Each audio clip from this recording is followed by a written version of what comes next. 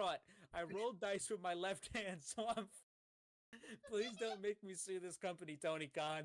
Please, you know that a portrait of your father that's hanging in your office? Well, once I own this company, I'm replacing it with a big-ass photo of James Brown. Yep. Every time you see the Godfather of Soul sweating in drug-fueled rage at the Apollo, you're gonna think of me. Sounds pretty miserable, bro. Do the right thing. Punish this little bastard Hook and write me a fat check. By the way, here's a photo of me with my best friend Al Sharpton. It means absolutely nothing, by the way. Blushing face. But somebody tweeted, he tweeted, Hook is a piece of shit, and then somebody tweeted this. Some woman, I dated a 5'8" guy who taunt every jack. Oh wait, I dated a 5'8" guy who taunt every jacked. 6'3" bro he met until they pulled their first back to beat him up. Whereupon my ex would go, hey, come on. I'm a little guy. I'm just a little guy. No, it's just also my birthday. I'm a birthday boy. It somehow always worked. And then Stokely just quote tweets it. F you. Tony Brown, but who the f***'s in the background? It's Hook. It's fucking Hook. And then he's getting twerked on by some fucking broad. My t-shirt money is now in the ass crack of some fucking stripper. So thanks, Hook. But I don't. But Jesus Christ, this is the greatest fucking thing I've ever seen. Clip it. Oh, but actually, hey, it worked out in the long run. I actually do hope they make another season actually, because I would love to see the American Dragon on Total Bellas start memeing on John Laurinaitis. You have live footage of John Laurinaitis in his living room calling somebody in his underwear saying, "Hey, bud, you're fired." What did Max Caster say about me? Like I'm embarrassed the fact that I'm hosting a post show for this crap. I'm proud of you, Carl. I love this. We did our Valentine's Day post of Hooked on You, but it was mainly for Jamie Hayter and only Jamie Hayter. It's not right. It's not right. I'm trying to build an account and we get this bullshit on the account. Great. But also follow a simp account. Okay. Okay, but here's the thing, because those people, this is networking. We actually follow. You got it was a business decision. It's a business. It's a business. You have to follow these people. This is like following. If you want a stan account, you got to follow the other stans. And when you get big, you get rid of them. You get rid of them after that. It's over with. I open up our Instagram and the first thing I see is Pro Wrestling Simp, and I'm like, what is this? I don't look at that. I don't look at that stuff. Decision. It's a business decision because that guy promotes us, and then when we don't need him anymore, we toss him aside. That's what happens. Yeah, well, we got go fucking slap it on a t-shirt and continue to use the move forehead. Unpretty. This guy just say fucking forehead. What? This guy say forehead. Yes, I did. You think I fucking wouldn't catch that? You think nobody on this program would catch that? But I did. For weird. You almost didn't. For weird. Let's be honest. You almost didn't. Weird champ. Weird champ. This is what we resort to here. All right. Next up. Unbelievable. Five head. Next up, we have. Why people happy? Pagu.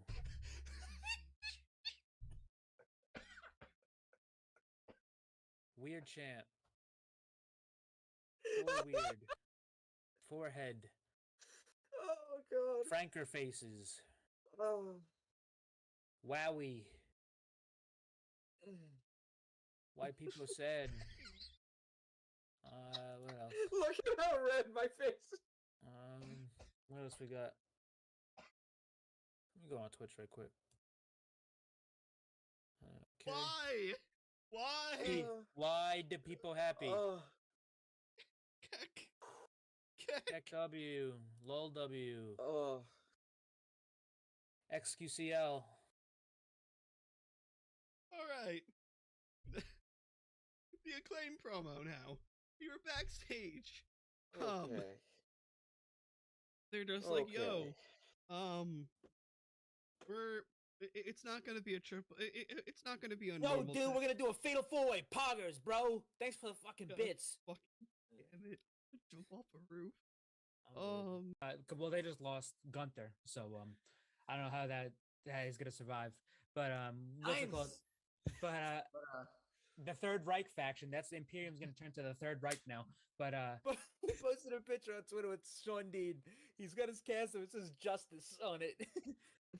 And then somebody says Hook is some fucking girl says on Twitter, Hook is what? Stokely, I hate your bald ass so much. And then Big Stoke on Twitter goes, wow, Hook will pay for his crimes. It was confirmed that there was a forearm fracture which required a cast. I am distraught. I rolled dice with my left hand, so I'm please don't make me sue this company, Tony Khan. Please, you know that a portrait of your father that's hanging in your office? Well, once I own this company, I'm replacing it with a big-ass photo of James Brown. Yep. Every time you see the Godfather of Soul sweating in a drug-fueled rage at the Apollo, you're gonna think of me. Sounds pretty miserable, bro. Do the right thing. Punish this little bastard Hook and write me a fat check. By the way, here's a photo of me with my best friend Al Sharpton. It means absolutely nothing, by the way. Blushing face. But somebody tweeted, he tweeted, Hook is a piece of shit. And then somebody tweeted this. Some woman, I dated a 5'8" guy who taunt every I dated a 5'8" guy who taunt every jacked. 6'3" bro he met until they pulled their first back to beat him up. Whereupon my ex would go, hey, come on. I'm a little guy. I'm just a little guy. No, it's just also my birthday. I'm a birthday boy. It somehow always worked. And then Stokely just quote tweets it. Fuck you. Tony Brown, but who the fuck's in the background? It's Hook. It's fucking Hook. And then he's getting twerked on by some fucking broad. My t-shirt money is now in the ass crack of some fucking stripper. So thanks, Hook. But I don't but Jesus Christ, this is the greatest fucking thing I've ever seen. Clip it.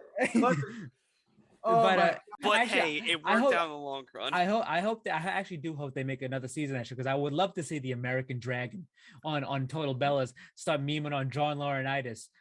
You have live footage of John Laurinaitis in his living room calling somebody in his underwear saying, "Hey, bud, you fired." What did Max Caster say about me? Like I'm embarrassed the fact that I'm hosting a post show for this crap. I'm proud of you, Carl. I love this. We did our Valentine's Day post of Hooked on You, but it was mainly for Jamie Hayter and only Jamie Hayter. It's not right. It's not right. It's fucking trying to build an account and we get this bullshit on the account. Great. But So follow a simp account. Okay, but here's the thing, because those people, this is networking. This is we actually networking. follow. You got it was a business decision. It's a business. You have to follow these people. This is like following. If you want a stan account, you got to follow the other stans. And when you get big, you get rid of them. You get rid of them after that. It's over with. I open up our Instagram and the first thing I see is Pro Wrestling Simp, and I'm like, what is this? I don't look at that. I don't It's look at that stuff. Decision. It's a business decision because that guy promotes us, and then when we don't need him anymore, we toss him aside. That's what happens. Yeah, well, we got go so fucking slap it on a t-shirt and continue to use the move forehead. Prettier. This guy just say fucking forehead. Switch. What? This guy say forehead. You Yes, I did. did. You think I fucking wouldn't catch that? You think nobody on this program would catch that? But I did. For weird. You almost didn't. For weird. Let's be honest, you almost didn't. Weird champ. Weird champ. This is what we resort to here. All right, next up. Unbelievable. Five head. Next Poggers. up, we have. Why people happy? Pagu.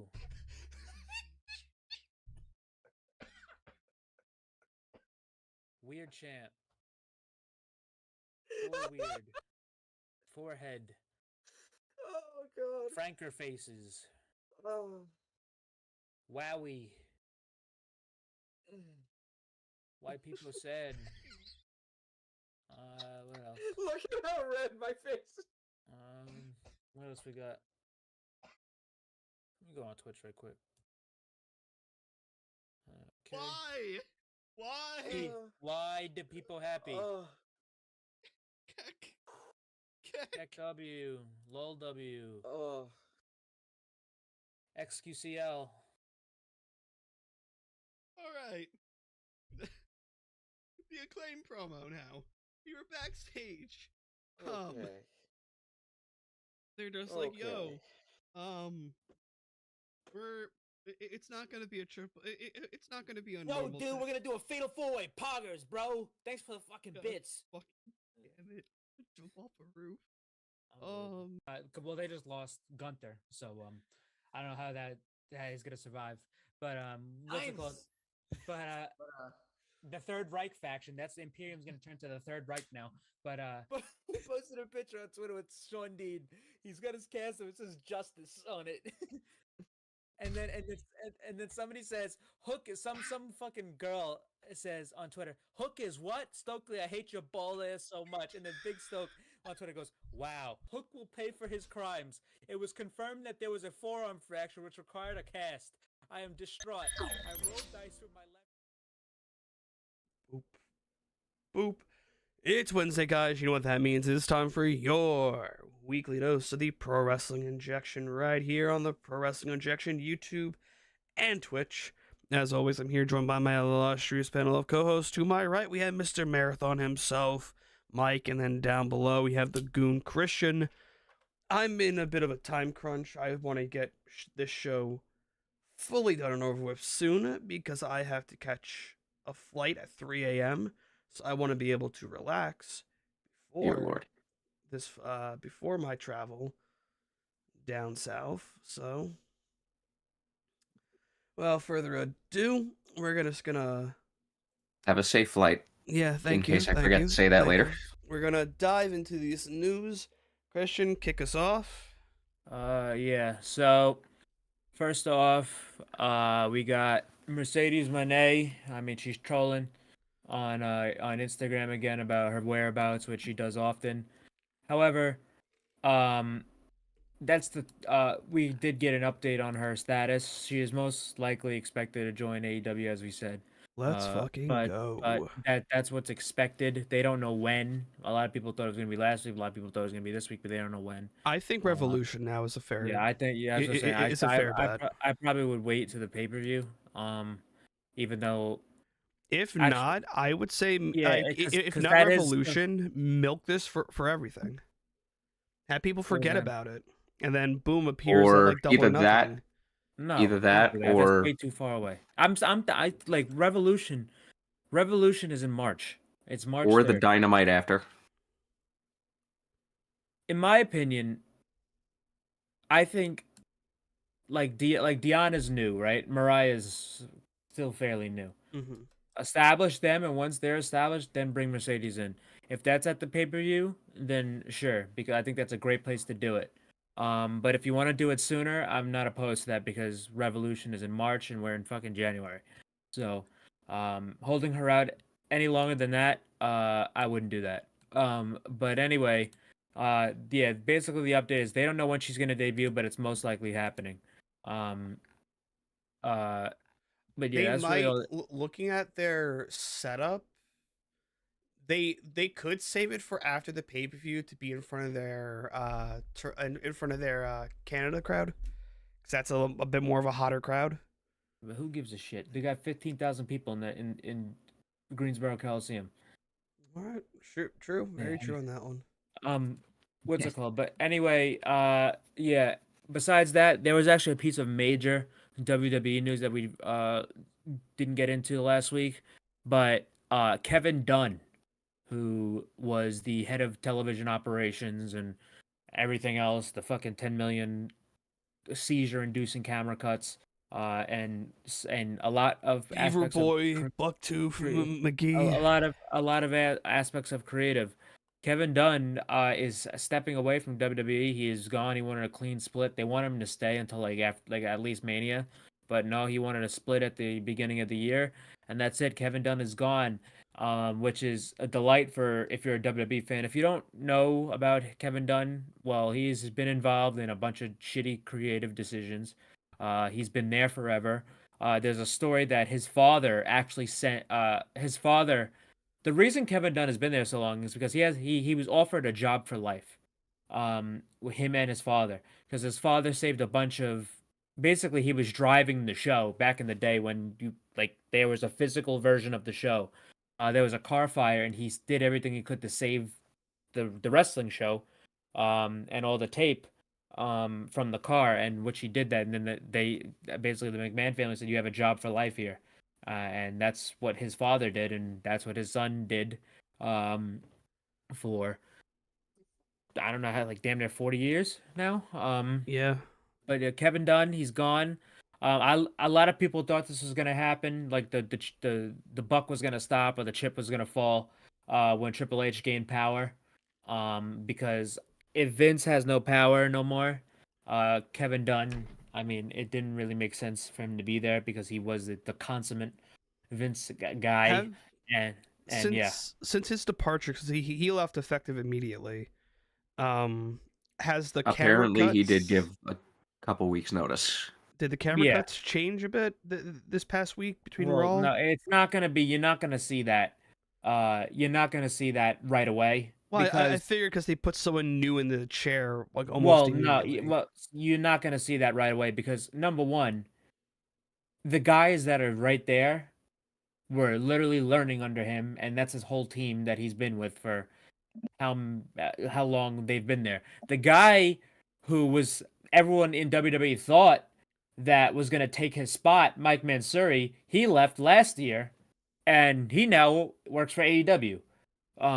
So that's I don't know who's back there now, but you're not gonna see a day to day like an immediate change yet Mhm. because I mean they're still working under his playbook until everyone gets settled in. I mean, because they've only done what 1 or 2 shows without him now, so we'll see how that goes. But that's major for creative as well because I don't know how involved he was in creative with Triple H, but obviously he was Vince's right hand man for years. But that's a big time thing. And yeah, Kevin Dunn finally gone. Anyway, after that, we had a major show. Always one of the most major shows of the year.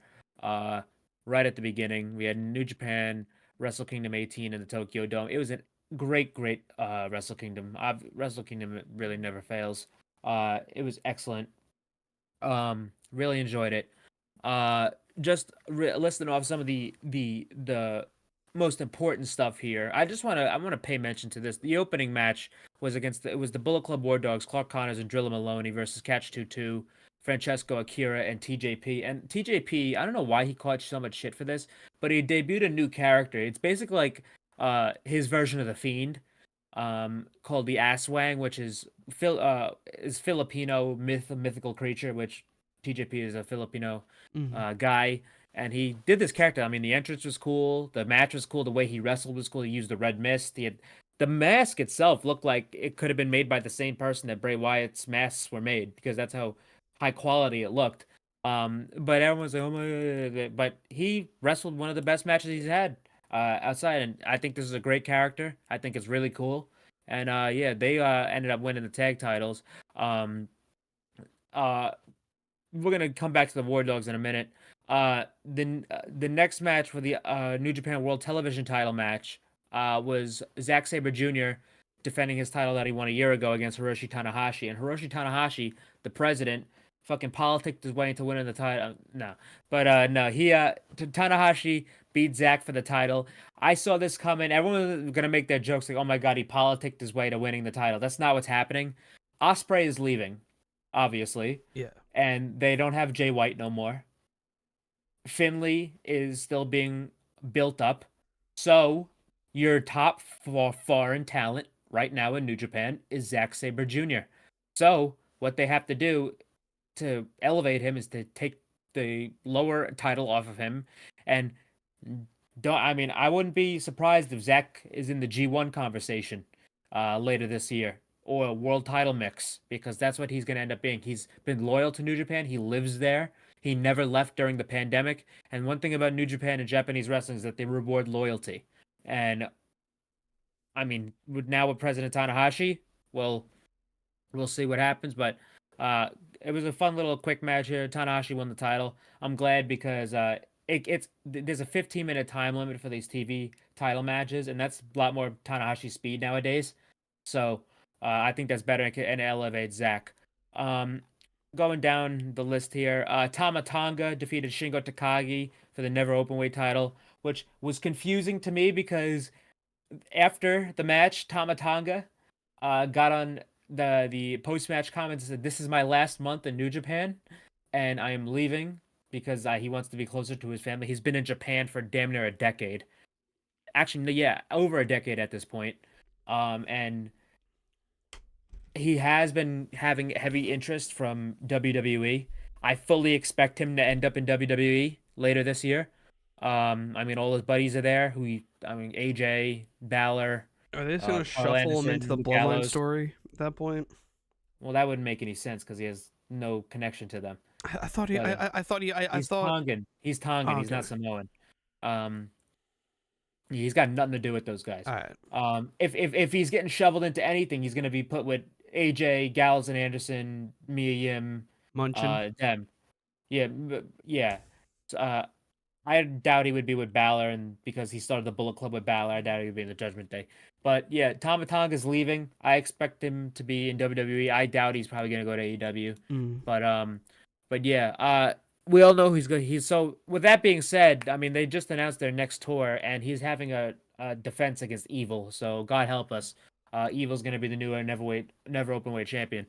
After that, there was a big debut on this show. We had Ryan and Nick Nemeth show up at the Tokyo Dome. Nick Nemeth for the G1, baby. Yeah, right before the tag title match, Ryan and Nick they sat front row in the VIP section. The tag title match came and went. The junior title match, El Desperado versus Hiromu Takahashi, which Desperado finally beat Hiromu in the Tokyo Dome, ending his year-long reign. And then we had the IWGP Global Heavyweight title match, the inaugural Global Heavyweight title match between David Finlay, Jon Moxley, and Will Ospreay. And I love the angle at the There's one beginning thing here. I want to add to with Nick Nemeth. I was gonna there. I was gonna save it after this because he got into it. Yeah, but because no one knew he was there. Yeah, Finlay, Moxley, and Ospreay. They had a fantastic match. This was an excellent match. The gimmick at the beginning was funny as hell, where Mox and Ospreay said at the press conference saying that, listen, for the first 5 minutes of the match, we're gonna beat this dog shit out of David Finlay, and then we're gonna give the match that the people actually want to see, which is a 1-on-1 between me and you. And they did that until Finlay came back. The match was excellent. David Finlay ended up picking up the win. He pinned Ospreay, which was never in doubt. I mean, everyone kind of expected this now that Ospreay's an AEW guy and Moxley's obviously an AEW guy, so Finlay's the hot hand. But after the match, Finlay got out of the ring and he got into Nick Nemeth's face, and they came to blows. And once they got to the back, Nick cut a very impassioned. Nick, don't forget that he also mimicked the courtroom scene. He flew at Finlay. Yeah. So yeah, he cut a very impassioned promo, and he really gassed up the title and like made the title feel like extremely important, and it was really cool. But yeah, I'm glad. I wasn't expecting it. I was completely shocked when I saw him. I didn't expect him to be there at all, and I've said this before and I'll say it again. If he left back in 2016 or 2017, he would either be where Cody Rhodes is right now, or he'd be where Hangman Adam Page is right now. Mm-hmm. Dolph Ziggler or Nick Nemeth. If he left, there was no more of a Bullet Club guy than Nick Nemeth. His ass would have ended up with Nick on being the Elite. He would end up with Cody and the Bucks and Kenny. He would have been doing high key matches in Ring of Honor and New Japan. He would have been in AEW at the start, PWG, all over the Indies. He would have done that, but he's doing it now. So I think it's cool to see him in another environment. He wanted out of WWE, which he admitted to. And it's cool to see Ryan there too, because I wouldn't be surprised if they just have Ryan do tag matches too. And I wouldn't be surprised if the crowd, because the crowd reception to David Finlay hasn't been good. I could see, Nick Nemeth was in a tag team with Bobby Roode in WWE called the Dirty Dogs. I really could see him taking Finley's spot as the leader of Bullet Club and I the was Bullet gonna Club War mention Dogs. that, but I was like, I would love that. Really, I would, because like I think that would fit him perfectly. But now, like I'm thinking, like, are we gonna see him compete in the G1 possibly this year? Absolutely. If he's doing this, so before we get back into Nick, just to finish out the card here, we had the grudge match between Kazuchika Okada and Bryan Danielson, which was the best match on the show. It was excellent. It was 10 times better than the Forbidden Door match. Match was incredible. Bryan looked excellent. Okada looked excellent. This, if you have to watch one match out of this whole show, watch this match. It was fantastic. Yeah, it's I can't say enough good things about it. They showed each other respect after the match, so it's not like they're gonna have a rubber match. Yeah, that was a fantastic match. And after Naito defeated Sonata for the world title, finally completing his decade-long story of doing the roll call in the Tokyo Dome after winning the title in the main event. So I'm happy for Naito there. But besides that, they have the New Beginning tour coming up, and the only couple important things on the upcoming tour is that it's actually a big tour. Bryan will be going back. He's going to have a rematch with Zack Sabre Jr. at the New Beginning in Osaka. There's going to be a 5-on-5 steel cage match between the United Empire, Will Ospreay, Francesco Akira, TJP, Aaron Henare, and Jeff Cobb versus the Bullet Club War Dogs, David Finlay, Drilla Maloney, Gabe Kidd, Alex Coughlin, and Clark Connors. So that's going to be crazy. And Matt Riddle's coming in to wrestle Tanahashi for the World Television title. The thing is with like a New Japan steel cage match, it's like a Hell in the Cell with no roof. If you go back to how they did it originally back in the day with some New Japan ones. Well, yeah, I think they might switch it. To make a smaller cage to go box the ring? Well, I'm not predicting anything like that. It's because New Japan has gone out of the box as of late with the KOPW title, but this isn't a KOPW thing. But they just did last month a tag team casket match with the War Dogs and United Empire. So it looks like a lot of the foreign guys are trying to bring these concepts to New Japan just to differentiate the product. Well, it's not like New Japan hasn't done a steel cage before. I'm talking like I have a feeling that they're probably gonna do. They've rarely done gimmick stuff like this. They've done like 2 ladder matches that they've had. They could. I mean, this is a 10-man match, so I really think it'd be a bigger cage. You have to fit 10 guys in this fucking thing. So there's that, but the other matches are obviously we mentioned the never openweight title for Evil versus Tama Tonga. There's going to be a rematch between Sonata and Naito, we mentioned Matt Riddle coming in, which Matt Riddle did say he wanted to come to Japan. Matt Riddle's another guy that I see probably going to be in the G1. There's going to be a lot of vacancies in the G1 this year. Lot. Ospreay. I don't think Tony Khan's going to be willing to lose Ospreay for about a month and a half. I think he'll send somebody from AEW or send multiple people from AEW, but I don't think Ospreay is going to be that person because he would have. Trying to think who's he going to send this year? Because he either sends one or two. But I would love to. He'll send. He sends one. He didn't send anybody for. He didn't send anybody for the Best of the Super Junior this year, but he did for the G1 with Kingston. So I don't know how that's gonna go. Obviously, we see Nick. Oh yeah, that's the other match I forgot to mention. Nick Nemeth versus David Finlay for the global title is happening.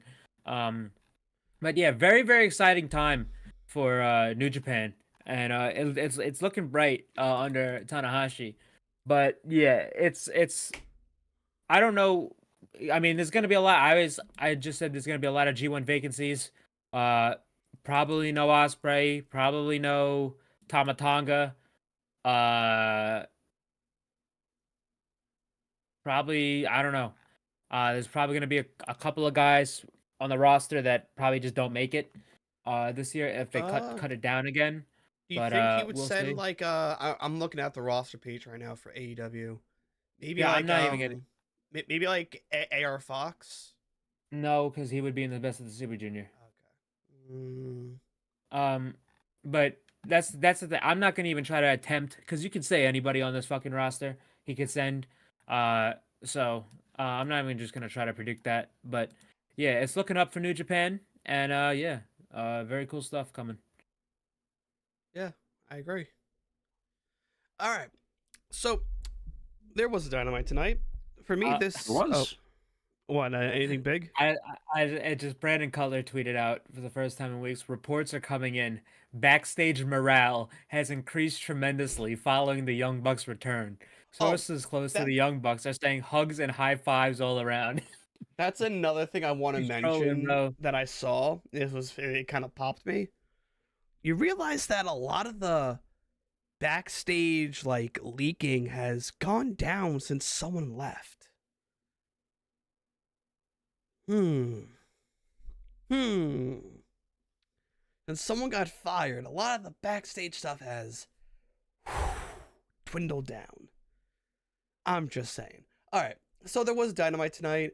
I felt like this was more of a filler Dynamite than anything. This really was nothing too special.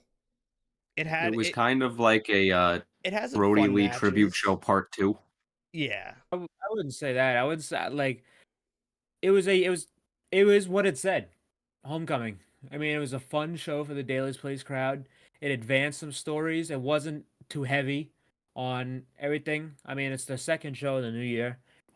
They shot a couple angles for upcoming pay-per-views. Obviously, as we said last week, what we thought the Revolution pay-per-view is going to be. Not world title match, because I don't think this match is going to main event the show. I think Sting would probably main event that show. But yeah, it advanced stuff. Had some great matches on it, and yeah, it was. That's a name that's interesting in our chat. Teddy Hart 420 said, "Hey yo." Hey yo. Hey Teddy Hart. Isn't he in jail? I don't know. Because I watched a documentary on Peacock about it. I don't know if he's in jail or not. I think he had a tournament. I don't know. If you haven't watched that, it's pretty good. Anyway, yeah. So, first off, we had Hangman Adam Page versus Claudio Castagnoli. Fun match. Super really good. fun. It's a really good opener. It was a really hot opener. I love this like grizzled look that Hangman's now doing after losing. Grizzled look. All he did was fucking make his mustache. Exactly. Is that all it takes? Yeah, make his mustache grow and just look mean at the camera. If Mike shaved his sideburns off, is that gonna be fucking grizzled? Yes. Yeah. Yeah. If I just go back to the mustache, I'm a cop. Speaking of grizzled, they should bring in the grizzled young vets. They should. Most underrated tag team in the world, in my opinion. I'm surprised they didn't make an appearance at a World Tag League. Well, because they weren't out of their contracts when that was going on. I thought they were. No way. They got released since October. That shit was going on in September. Okay. What's it called? But I will say this though. The set of well, I thought it was cool. Isn't the NXT ones like 30 days? 30, but they weren't out yet. Okay. They got out in October. The World Tag League was already in progress. I'm not all here anymore. I'm like we know. Exhausted. Yeah, we know. That's been me for weeks. Don't worry. Fuck you. Mm-hmm. Anyway, what's it called? Yeah, well, you can see the grizzled young vets on the TNA Hard to Kill pay-per-view. Oh, actually, I do want to mention this. Shout out to TNA with these beautiful ass fucking belts. That they're making. Holy shit! Every single redesign of the belts, they're posting one a day. I think they have 2 left. I think the Knockouts title and the Knockouts tag titles are left. These are some of the most beautiful wrestling belts I've ever seen. They're incredible. So I just want to pay mention to that. They're doing great shit on this rebrand. They're having high key signings too. So and they have a great card coming up for their Saturday pay-per-view Hard to Kill. Great stuff. I now that's take gonna back be a big day. What I said earlier. Like I said it in the Hitless group chat when like the rumors of Impact now TNA making passes to Punk. I'm like, that's gonna make them immediately file for Chapter 11 bankruptcy. But now seeing everything that's going on, they got the money for it. They have an investor with them. Yeah, it's. I mean, they got because they also have a small deal with Endeavor for the streaming. Yeah, it's like they got a hell of a card coming up for this pay-per-view. They also have the Snake Eyes pay-per-view coming up, which looks great. And TNA's been firing on all cylinders lately. But anyway, Claudio and Hangman, this was a great match. I don't know if this was probably the first singles match these two have had. I mean, they obviously fought each other. It was their first singles match. They obviously fought each other back during the Elite Blackpool Combat Club feud back in the summer. This was a great match. Hangman picked up the victory with 2 buckshot lariats. After the match, did they go to the back? Mike, I'm not sure. You got the notes? No. No, after the match, they played a short Brodie Lee video. That's what it was. Yeah. Honoring Brodie Lee, the greatest performer in Daily's Place history, which I forgot. I completely forgot about it. Just thinking about it, like he only wrestled in Daily's Place in AEW. Mm-hmm. Like, he didn't wrestle anywhere else. Well, technically the Atlanta warehouse that they shot for like a couple weeks, but really Daily's was the only place he really ever had any high key matches in AEW. But anyway, after this, we had basically the tribute match. Yeah, we had the 8-man tag between Preston Vance, Dustin Rhodes, Orange Cassidy, and Adam Copeland versus the Gates of Agony, Brian Cage, and Lance Archer. For me, this one didn't get out of first gear for me for some reason. I thought this was fine. I mean, because that's what it was. Like, they did this one with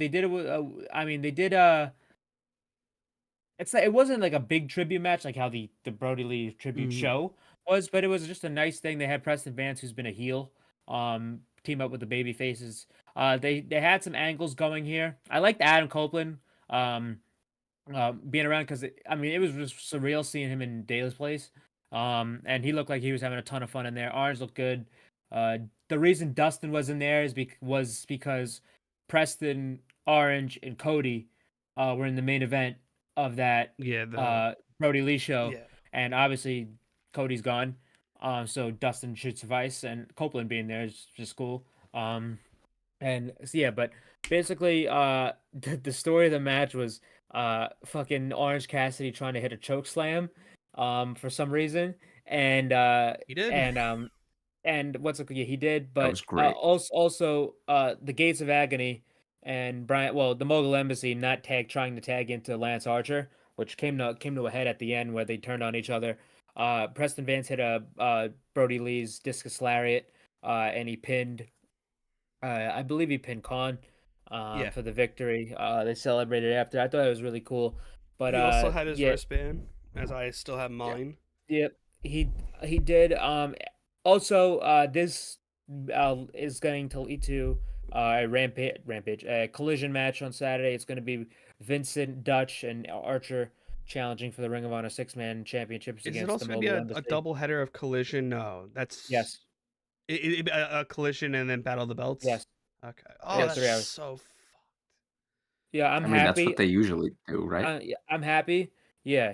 Well, yeah. They used to do it with Rampage. Now Collision. But yeah, that's gonna be a big night for wrestling. You have those two shows. You have the TNA pay-per-view, and then you also have a Battle for the Valley for New Japan, which is going to have a fucking Will Ospreay versus Kazuchika Okada rematch on it. Damn. So I'm very excited. Listen, that's gonna be, and also you're gonna have fucking playoff football. So that's gonna be baby. a big. It's gonna be a big fucking time. Listen, that bad. I don't know what the fuck. I don't know why people are. I don't know what it is about fucking January 13th that people are like very. Let's just stack our wrestling card for January 13th. I forgot to mention this Battle of the Valley show. Okada, Ospreay, Shingo, and Moxley. Eddie Kingston and Gabe Kidd. That's Matt a Riddle strong and show, right? Matt Riddle for it. Fuck. Matt Riddle and a mystery partner versus Zack Sabre Jr. and Bad Dude Tito. Trisha Dora versus Julia, Clark Connors and Alex Coughlin versus Hikuleo and Phantasmo, David Finlay versus TJP, and a bunch of other fucking high key shit. So, See, yeah. I wish that show was not a paid for one, because I know that all the strong shows for New Japan World are like pay-per-views. Get that one on Fight. True. I might pick it up on Fight. I don't know.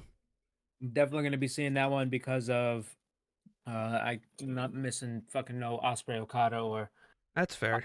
Shingo. Neither should I. Moxley. Also, we want to reiterate this. New Japan World needs to start categorizing their shit again, because they're slowly doing it. Yeah, but not everything's fast on enough. it. Well, that's how Peacock was when they did the fucking thing too. I know, but like I want to be able to skim through the list again. Yeah, well, you're gonna have to wait. I know. I'm gonna have to wait a long time. Yeah, it's a Japanese business. You're gonna have to wait. We waited for this fucking New Japan update since 2017. True. Very true. If I'm waiting 2 years for this update, I don't give a shit. That'll be quick to me.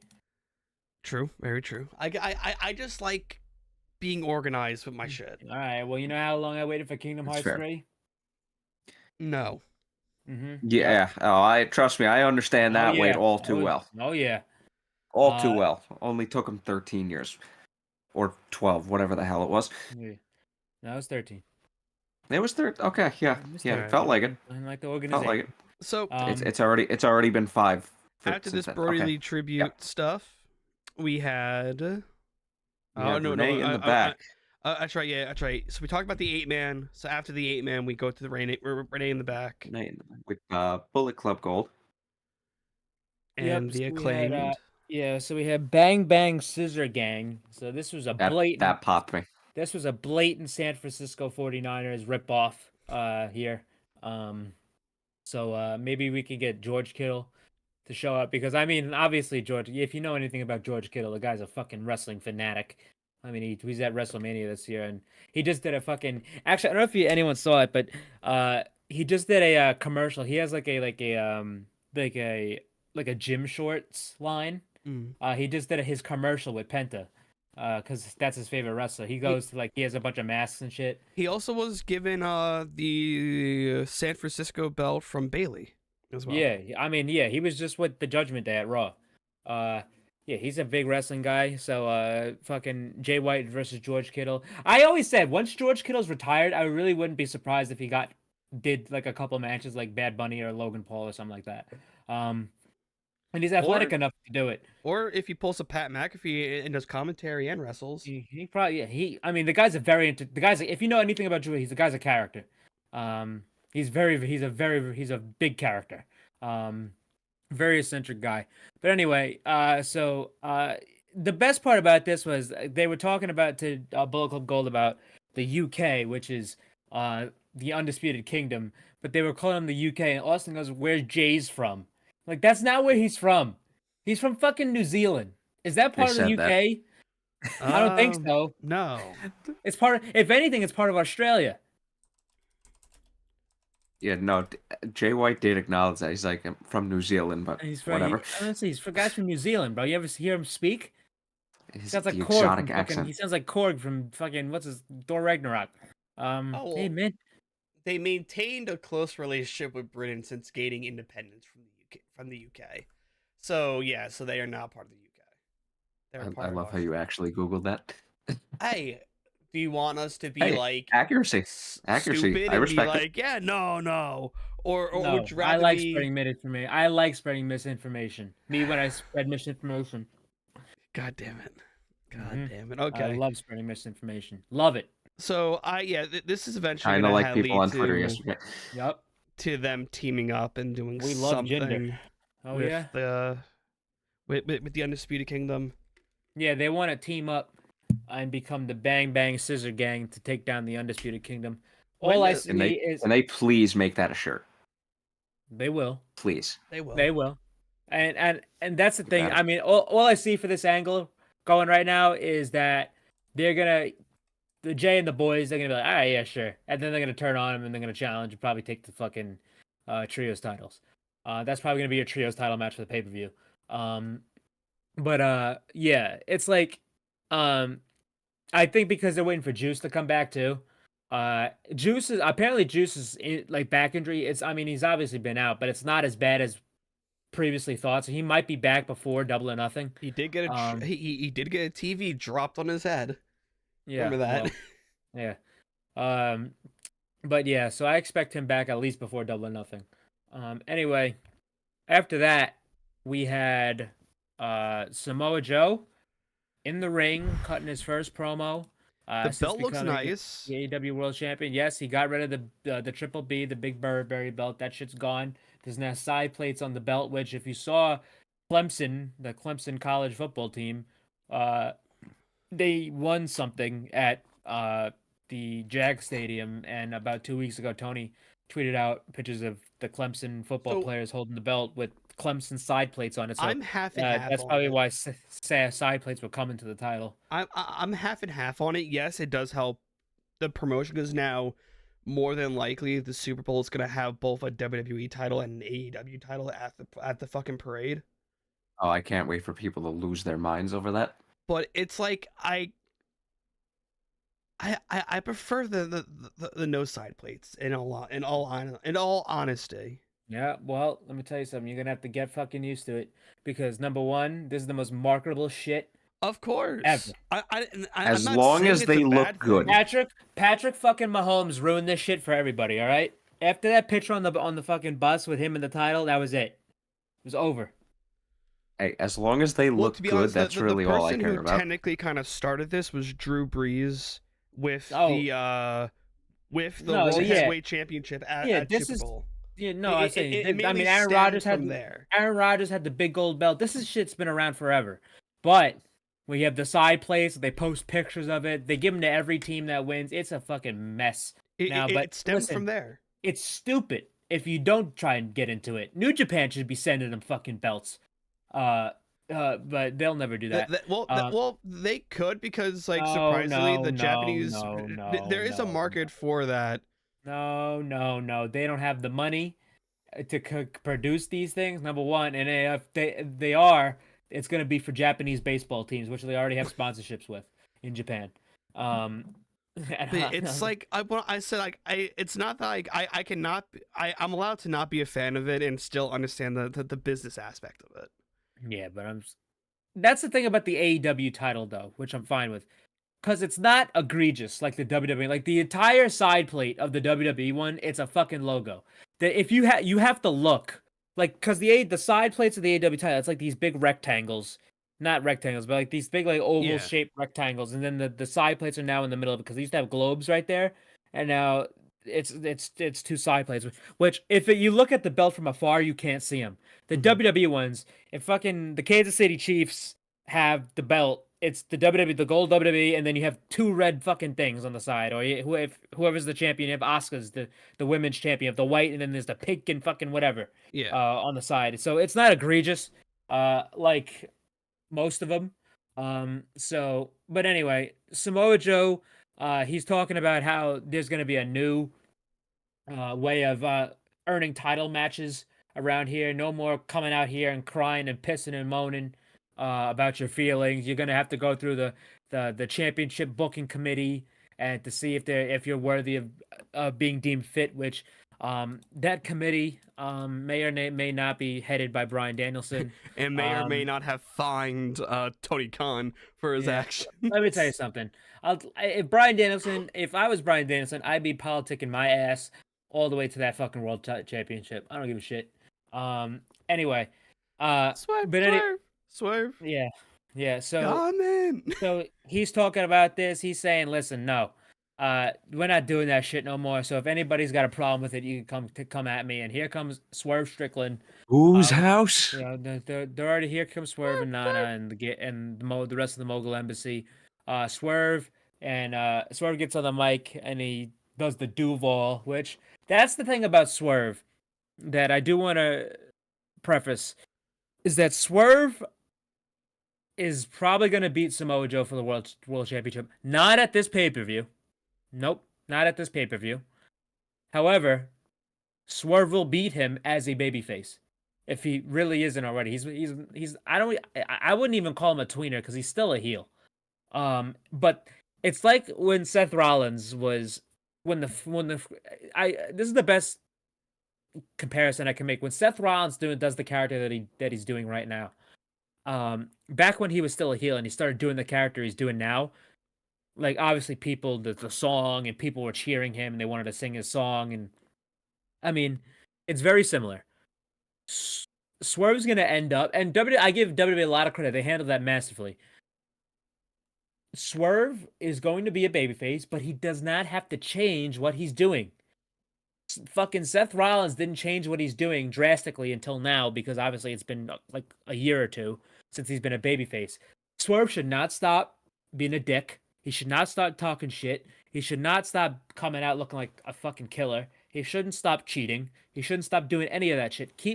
The reason the fans are cheering him and loving him is because of what he is right now. And that just happens to be that he's a heel, which will be turning babyface just because of fan love. So Swerve talks about him. He's talking to Joe. He's like, listen, I want that. I want gold. That was my goal coming into this year. And basically he's just laying it out on the line for Joe. He gets in his face. Here comes Hangman Adam Page. And he says, since we're making New Year's resolutions, he wants to get back to the title picture because he neglected that last year to join back with the Elite and take care of Jon Moxley in the Texas Death Match and find Swerve within the Texas Death Match. So they all get in each other's face. Swerve leaves. This is obviously, which we mentioned yet last week, that this is your Revolution, probably co-main event. I mean, this would have been the main event if if Sting wasn't retiring. But yeah, this should be a great fucking match. I mean, I don't see Samoa Joe losing it. No, but what's going to be even better? I think that's why Hangman's in the match to take the pin. So what's going to be even better? So after the two of them, both Hangman and Swerve, leave, Joe like raises the title, but he looks up as if there was a bat signal in the sky. Well, I mean, Hook's music did hit. Yeah, Hook's music hit before he looked up. And then all of a sudden he looks up. But it was pretty fun. You're right. It was pretty funny like how they framed bat signal in the sky. Hook. He looks up and it says Hook. I'm like, bro, they need to do this every single time now. They can't stop anymore. They have to do this every time now. I mean, the fucking Hook signal. I mean, it's over. You have to do it. The red rum versus the fucking Kamigoye. It's gonna be insane. But anyway, yeah. So, what did you say? Kamigoye. That's Ibushi's. I thought. Oh, Knee. that's right. Yeah, that's the knee. I thought. The Kokina. Kokina clutch. Kokina. You're messing up your fucking consonants here. Anyway, yeah, so Hook comes out. Obviously, Tony Khan alluded to this fucking happening on Twitter yesterday. I'm not even gonna fucking go on that fucking rant. But anyway, it delved into stupidity to keep it simple.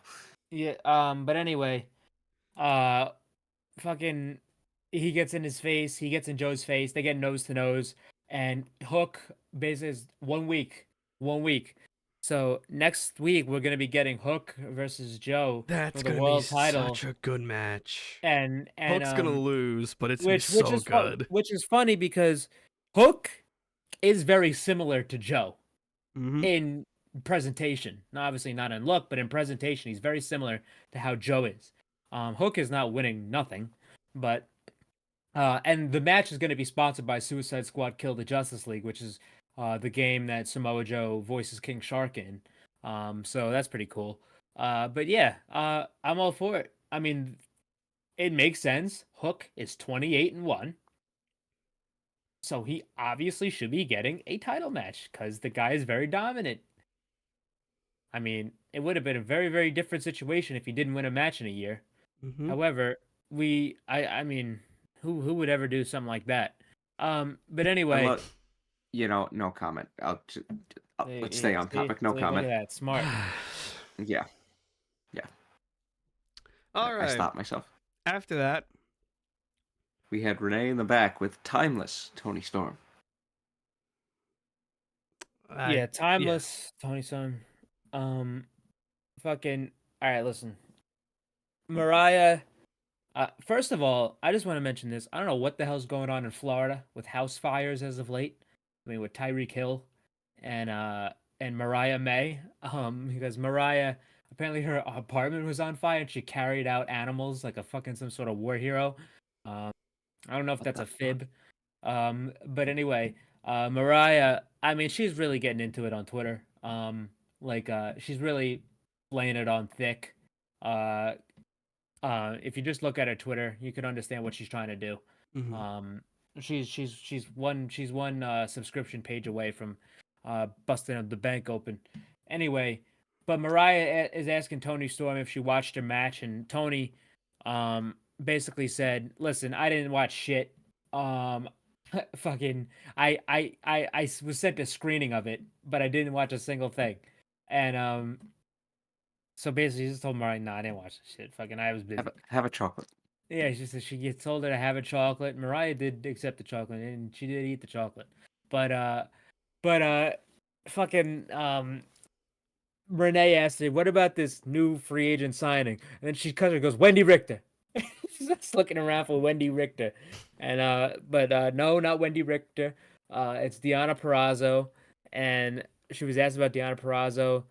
And she's like, I don't know who she is. I don't know what she is, even though she's wrestled her countless fucking times. Tony and Deonna have wrestled each other various times. But yeah, so and she goes, "You listen, get me a meeting with this fucking what do you call it? Dolly wait, no, Donna Palazzo. Yeah. She called it Donna Palazzo. Give me a screen with Donna Palazzo. And we'll hash this shit out." And then she's chin up, tits out, and Watch for the shoe. no, she didn't say watch for the shoe here. I forgot what she said though.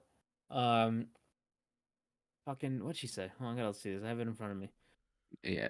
I'm It gonna was chin up. while you do that, I'm gonna screenshot this. It fucking was comment.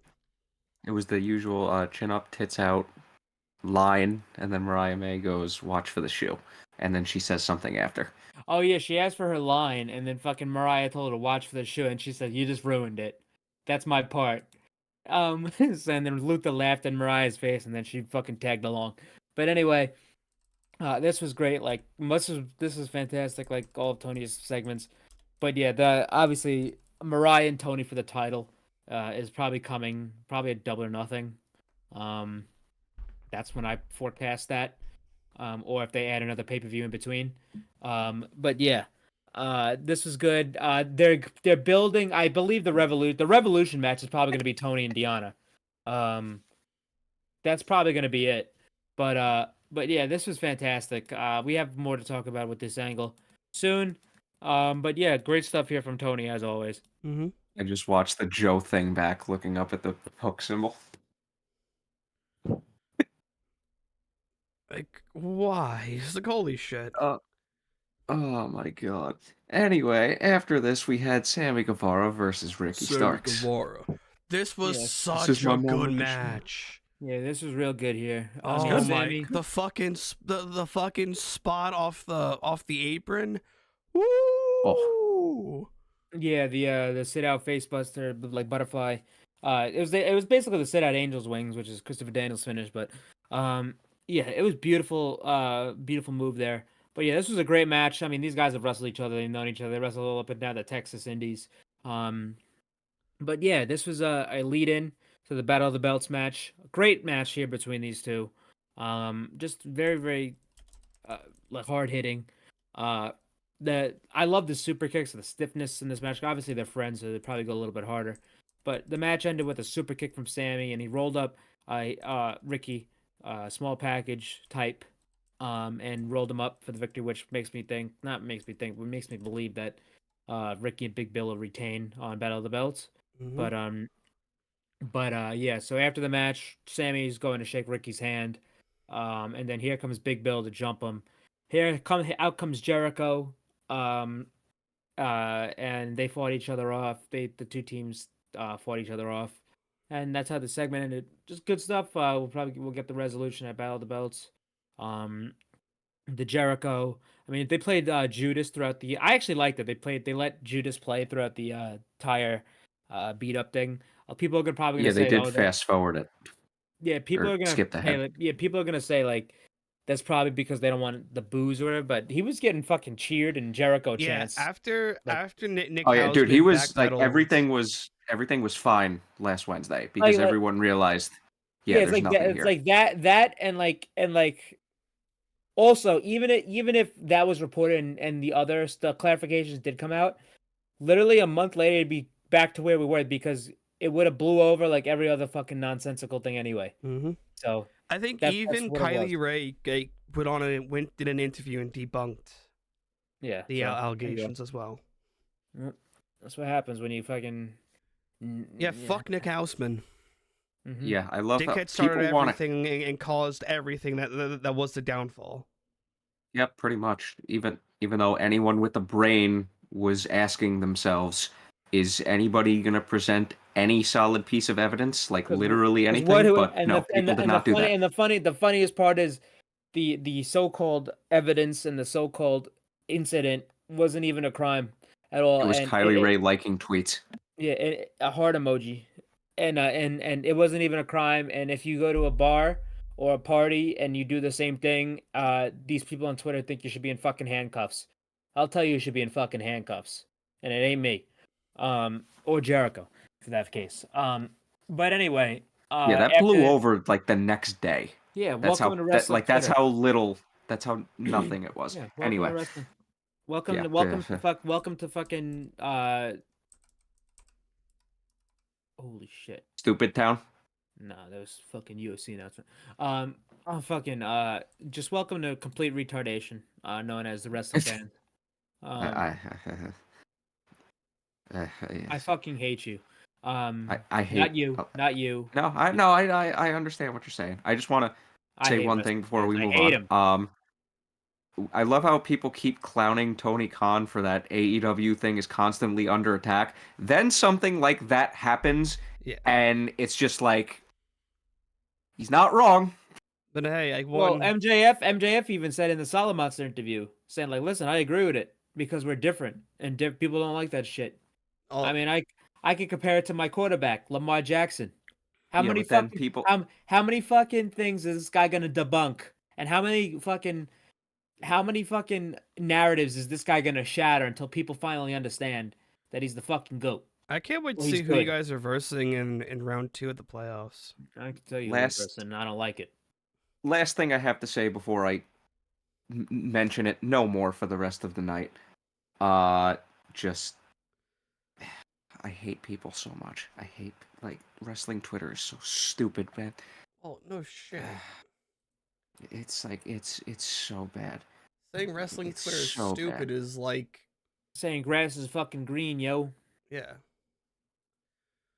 Also, but anyway, what's funny? So I shared that screenshot of the Teddy Hart comment in my my group chat on Twitter, and my one friend responded, "He's allowed 1 hour to use his phone, and he chose to watch your stream. Kind of based." So Teddy Hart, if this is the actual fucking Teddy Hart, and more power to you, bro. Yeah. Hey. Okay. Yeah. Get another cat. Don't sell me any black market shit, man. I'm good though. We're good. Yeah. Last thing. I love people complain about AEW, then it has nothing to do with the product 99% of the time, which just adds to the stupidity. Anyway. Yeah, anyway. I'm done. I'm done. All right. Okay, so next up we had Willow Nightingale, Chris Statlander, Anna Jay, and Thunder Rosa versus Ruby Soho, Soraya, Sky Blue, and Julia Hart with Harley Cameron in their corner. And this was a great match. It was good stuff. I really enjoyed this. It was nice to have you don't really get many multi-women matches on Dynamite. It's usually one-on-one women's matches, but this is good. This is real good. Basically the same match as the men's one with Preston Vance, but with Anna. But yeah, I thought this was good stuff here. Thunder Rosa looked especially good. I thought she looked great. Just in the limited time she was in there. She looked a lot more snappy than she was back before her injury. Obviously, her back was ailing her, but obviously not Tony, fucking Willow and Statlander look. I mean, they're always the best. Okay, we gotta talk about Stokely, man. All right, well, listen, this guy needs we gotta to talk about this motherfucker, man. This guy is a fucking sicko piece of shit. And first of all, the fact that you didn't say that was Stokely might actually be maybe a little bit racist, because number one, that wasn't Stokely Hathaway, that was Leon, his cousin from AutoZone. He said that on Twitter. Stokely said, "Hey, look, my Leon just made his Dynamite debut, so thanks for yeah." Listen, that wasn't him, dude. Oh, dear Lord. Dear Lord. That was Leon, bro. He came from all the way from AutoZone. I don't know who's the broad he paid off to stand next to him with the other sign that says hashtag give Stokely a chance, AEW, and hashtag Big Stoke forever. But yeah. God damn it. All right, so this past Saturday though, this motherfucker did an entire ring intro for Statlander, quoting her as thicker than a snicker. He got some nerve saying that shit. Oh my goodness. Dude, this guy's a fucking psycho, bro. I swear to God, he's a psycho fuck.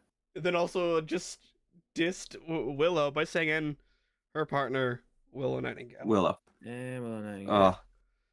He also that was one of the best ring entrances of all time. I gotta hear the R&B line. Hold on. Stokely is goated, man. Okay, he said she's the greatest of all time, and every time I think about her, she's the greatest of all time, as you could see, and every time I think about her, I think of that old school R&B. Yeah. This motherfucker.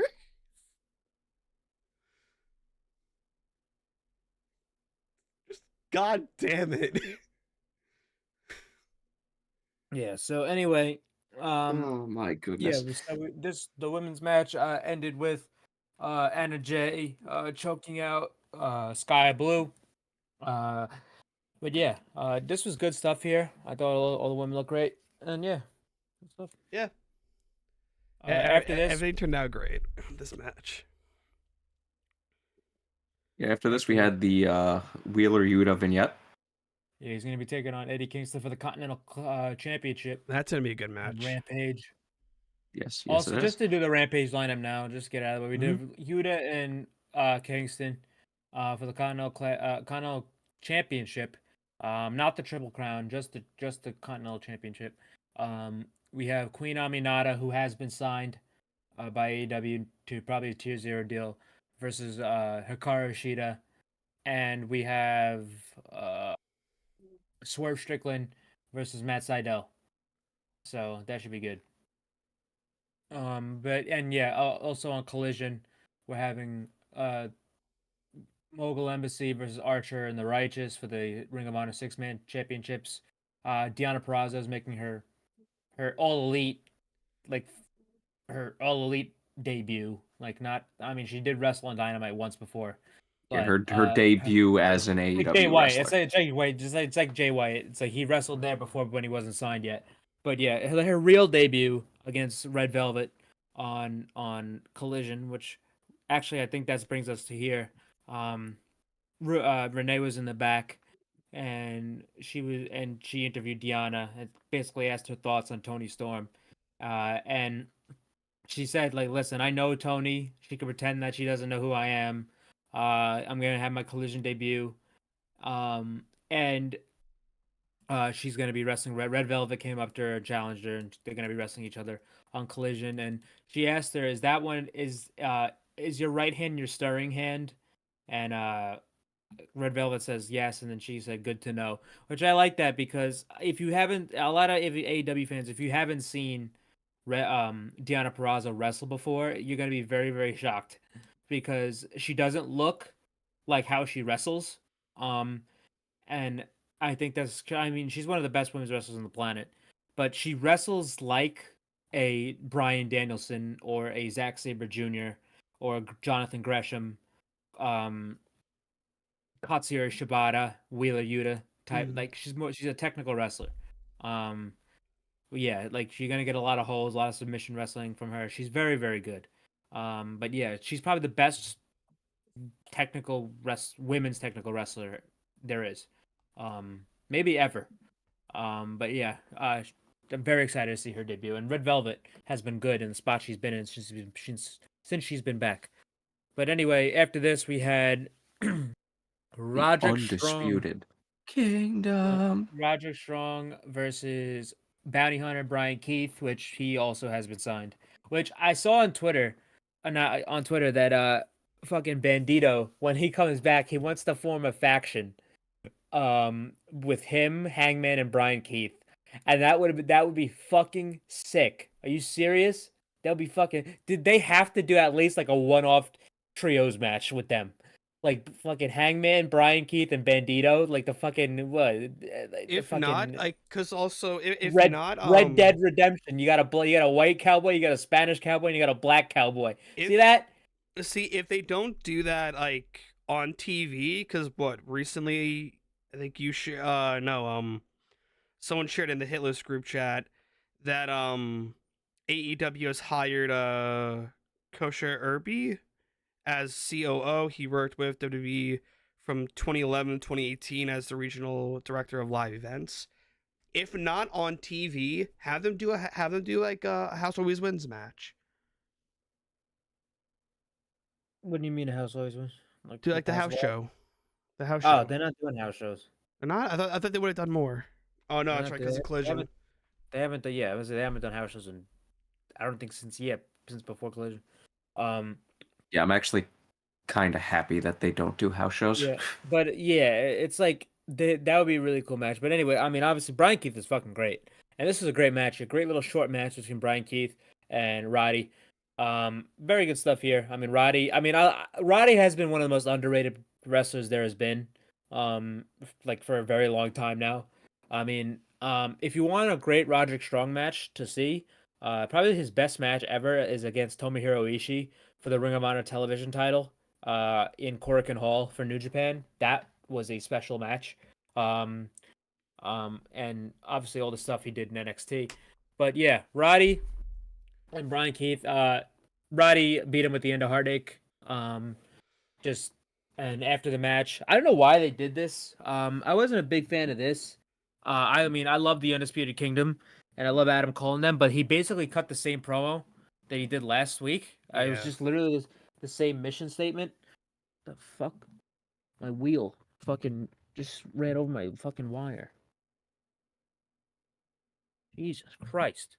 Yeah, you want to know what this reminded me of? When they basically had the 4 pillars initial promo, and then the next week they did kind of the same thing. That's kind of what I got vibes of here. Yeah, so it's like, I mean it was fine. It's just they did the same thing. They could have just gave somebody else promo time.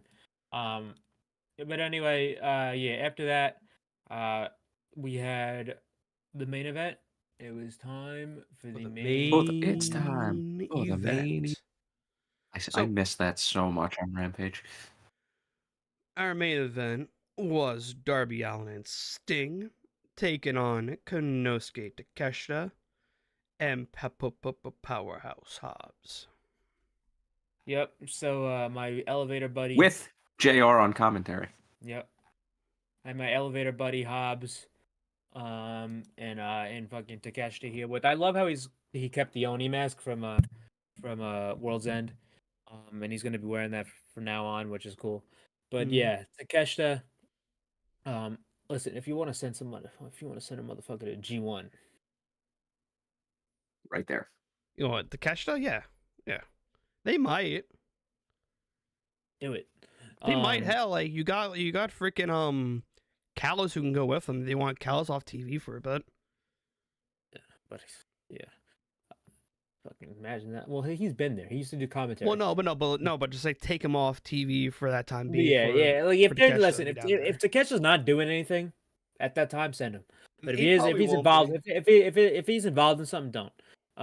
But anyway, yeah, this was a great match. We had Darby. I mean, it was a false count anywhere Texas Tornado match.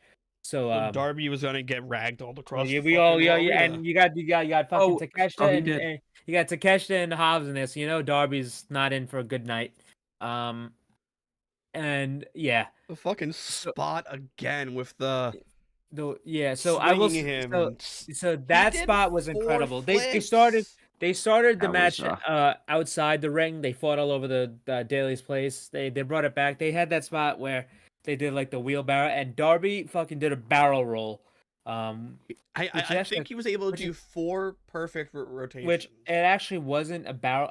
A barrel roll is actually not a barrel roll from Star Fox. It's actually called like a Coriolis roll. Thanks, Matt Pat. Enjoy retirement, buddy. Okay, it was actually 3 perfect rotations. Yeah. And then, of course, his head hit the bottom rope, and I was just like, Jesus Christ.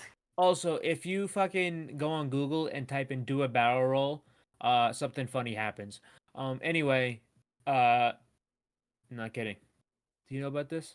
What? No, I'm not gonna. No, come on. You don't know about that shit. I've known about that shit since I was like 8. Come on, dude. Go on Google right now and just type in "do a barrel roll." Do it. I'm gonna not do that. No, do it. Motherfucker, I never played the game and I know what do a barrel roll is. I mean, I've heard of it. No, I'm not saying Google it. I'm not saying Google it to learn about it. Just Google it, put it in the Google search engine, and just put search. Do a barrel roll. Just do it. Trust me. Trust me. Trust me. It's gonna change your life.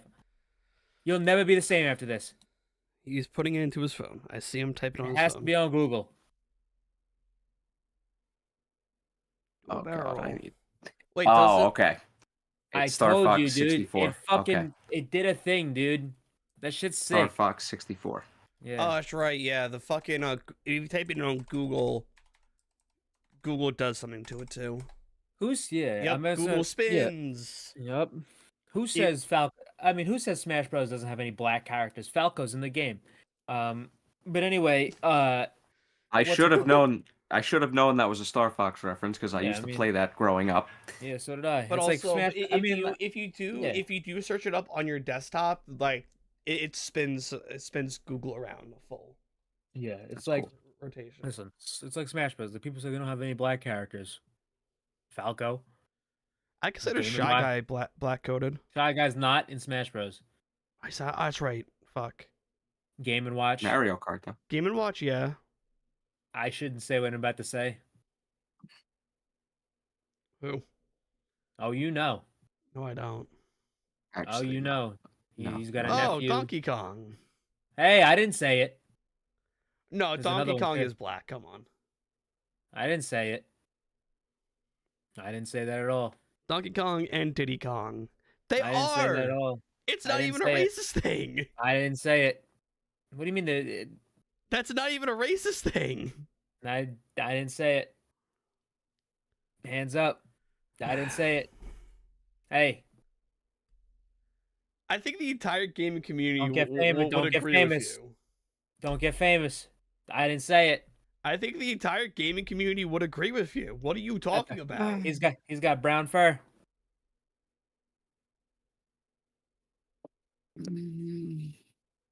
I didn't say it. Hands up. Don't shoot. No I peace. was waiting for that. Anyway, Holy shit. we had Oh my God. after that spot, fucking Ric Flair had seen enough. He was pissed. He didn't like what he was seeing. He took his fucking jacket off and he got in the ring. He started chopping. I was kind of hoping for him to take a back Hobbs. bump. No, realized he was listen, turning to are you fucking Darby's crazy? head right off that rope. If Oh. if Takeshita gave this guy a blue thunder bomb, it turned his fucking pacemaker off. No. Just like slap him in the chest. He does a back bump. Yeah, no, that should Send his pacemaker to off. work. No, bro, you're in there with fucking the last time he was in there with Jay Lethal and Jeff Jarrett. This guy's in there with Takeshita and Hobbs, bro. That'd be fucking homicide. And doing the world a favor. No, he's not doing the world a favor. I like Ric Flair. I know a lot of people don't like him, and he's a little bit controversial, but he's a character. We need characters. Who gives a shit? He did some shit. Who didn't? Fucking have him drink his woo energy. We got fucking people. We got people fucking with tunnel systems in New York City. We got fucking bigger fish to fry than fucking Ric Flair right now. Anyway, and we got whole islands to fucking sort out. Anyway, and flat dogs. Well, we'll see. Mario might have been on there. I mean, he did go to an island on a flight. Then he had to clean up that entire island filled of gunk and. Yep. Yep. All right. Anyway. So this match was really good. It ends with a beautiful table bump with. Yeah, I will say this though about that fucking bump. The tables were cool because they had Darby's eyes on it and they had Sting's eyes on it, and it was really cool. But there had to be different tables because Sting gives Powerhouse Hobbs the Scorpion Death Drop off the stage through these tables, which the first one didn't break. The other one he slid off of. Did they even hit the first table? Yeah, it didn't look like it. Their feet hit it. But that wasn't enough for us. But yeah, he pinned Hobbs to win the match. So I was scared for Sting getting up. Missed the run over. Called the doctor over. I missed the run over because I had to set up the show, so I missed the Bucks returning. So that was a bit of like, Yeah, so Tony Schiavone got in the ring and he said, listen, Sting, everyone wants to know. We know where it's going to be. We know when it's going to be, but we want to know who's going to be your opponent. And I thought there was a delay, so I'm like, oh, I thought he was about to say Darby or something. But then here comes the Young Bucks. And the Young Bucks come out. I'd assume that Sting got to choose who his opponents were. So here comes the Young Bucks. They come out. Fucking Matt is wearing all black, and he's got a shaved mustache, no beard. Nick's come out, he's got a shaved beard, and he's got like a fucking slim mustache. The guy looks like Marlon Brando. They look great. I mean, I missed them. I mean, the Bucks are my favorite. So yeah, they just do a face off. They had too much time left in the overrun, so they did a very long face off.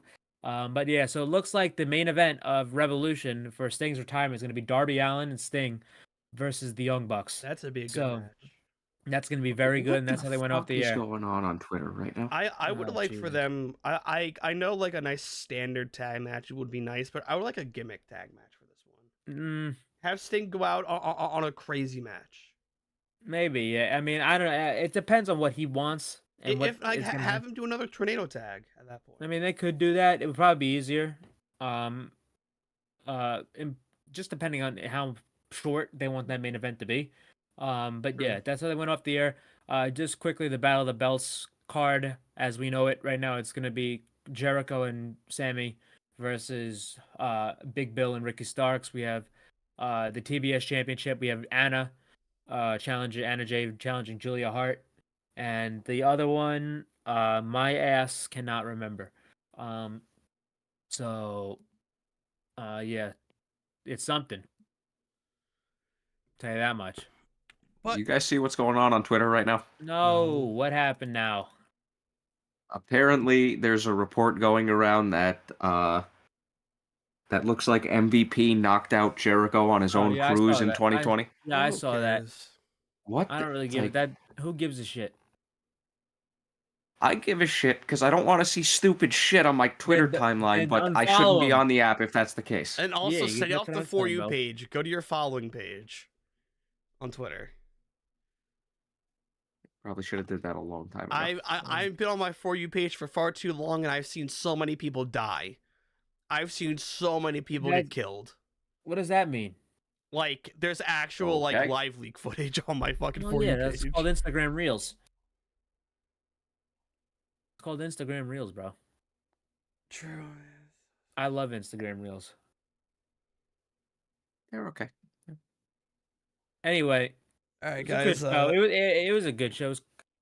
It was kind of filler, but it was kind of a cool little Daily's Place show. Kind of light. It was a fun show for me. It was a light, fun show. Good, man. None of the matches were bad. It was a couple stuff that was advanced.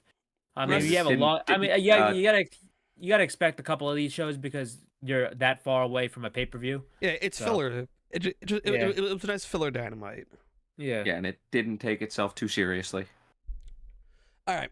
wrestler of the week for me, I'm gonna give it over to Sammy Guevara for taking that face bump onto the fucking apron. Stokely Hathaway for that ring introduction for Statlander. Okay. Christian?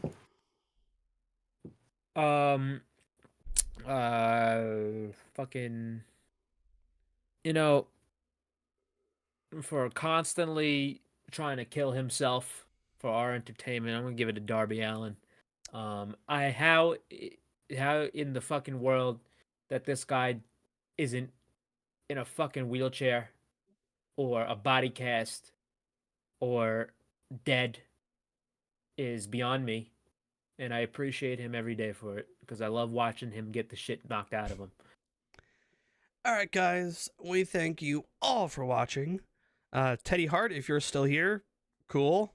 Thanks, for Teddy.